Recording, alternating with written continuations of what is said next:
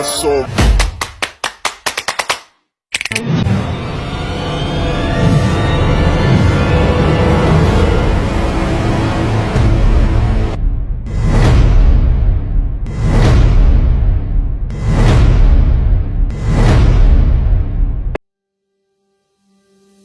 Assalamualaikum warahmatullahi wabarakatuh.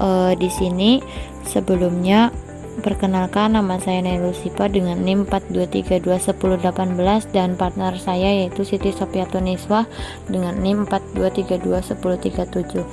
Di sini kami akan menjelaskan terkait metode CBA dan IE dalam analisa investasi TI.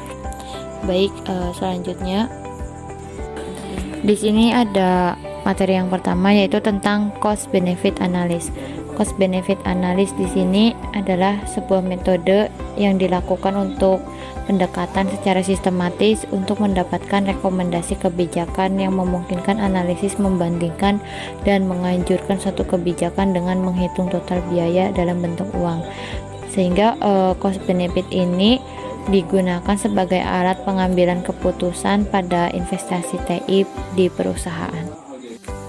Nah, di sini ada dasar teori tersendiri dari CBA. Dalam penelitian ini telah dijelaskan bahwa bagaimana cara menghitung suatu kelayakan yang ada di dalam suatu perusahaan dalam investasi TI. Nah, di sini untuk investasi TI tersendiri itu dapat kita simpulkan bahwa investasi TI merupakan sebuah perencanaan pengeluaran uang untuk pengadaan teknologi informasi yang berfungsi untuk mendukung kinerja perusahaan dalam mencapai rencana strategis perusahaan. Nah, kemudian ada analisa kelayakan. Salah satu tantangan terbesar dalam menilai kelayakan sebuah investasi pembangunan teknologi informasi adalah bagaimana cara menilai atau memperkirakan manfaat yang dapat diperoleh oleh perusahaan nantinya. Nah, di sini terkait metodologi penelitian dari CBA tersendiri itu mencakup 3 proses. Yang pertama input, kemudian proses, dan yang ketiga output. Bisa kita lihat pada tabel di samping. Untuk input itu perusahaan melakukan atau menentukan perusahaan. Nah, di dalam sebuah proses perusahaan melakukan observasi dan wawancara, kemudian untuk hasilnya itu bagaimana kondisi eksistensi sebuah perusahaan. Nah, kemudian untuk input dari perusahaan yaitu hasil dari outputnya tersendiri yaitu kondisi eksistensi perusahaan, kemudian diproses menjadi identifikasi biaya dan manfaat sehingga menghasilkan daftar biaya dan manfaat. Nah, di sini untuk daftar biaya dan manfaat diproses kembali menjadi konversi intangible dan intangible. Kemudian menghasilkan output yaitu nilai biaya dan nilai manfaat.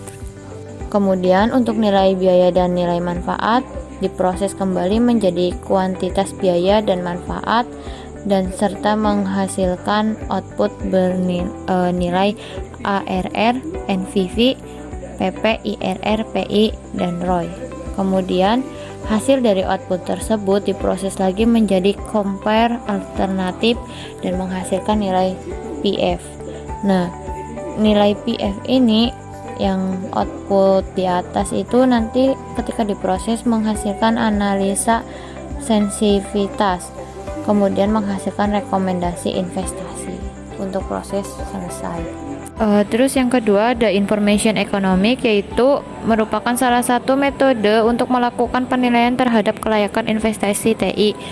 Melakukan bagian metode feasibility assessment yang secara umum untuk mengevaluasi kelayakan proyek. Jadi dengan memperhatikan aspek analisis biaya untuk manfaat suatu rencana investasi, sistem, dan teknologi informasi itu termasuk IE. Baik, di sini ada metode information economic yang kedua ya, metode kedua dalam analisa investasi TI, yaitu salah satu metode dari feasibility assessment yang dikembangkan oleh Parker untuk menghubungkan kinerja bisnis dengan teknologi informasi. Menurut Parker, information economic ini merupakan sekumpulan alat hitung untuk mengukur manfaat dari biaya ya proyek teknologi informasi. Di sini metode yang kedua yaitu metode information economic. metode informasi ekonomi ini dapat kita simpulkan bahwa sebuah petunjuk kerangka penilaian investasi dengan menggunakan model information economic untuk mengklarifikasi, mengukur, dan mengoptimalkan investasi sistem dan teknologi informasi dengan pendekatan pengukuran nyata dan tidak nyata. Kemudian di sini ada gambar framework information economic. Kita bisa lihat sendiri terkait gambarnya. Di sini ada non-financial approach, corporate value, simple, ROI, SM, CA. Nah, untuk pendekatan yang ada di metode IE ini, yang pertama manfaat langsung atau tangible value benefit adalah manfaat perusahaan yang didapat akibat adanya investasi. Contohnya adalah meningkatkan produktivitas, berkurangnya pemakaian kertas, dan lain-lain. Analisis tangible benefit ini bersifat kuantitatif, menggunakan perhitungan dengan metode return of investment ROI, yang merupakan pengembangan dari tradisional cost benefit analysis TCBA.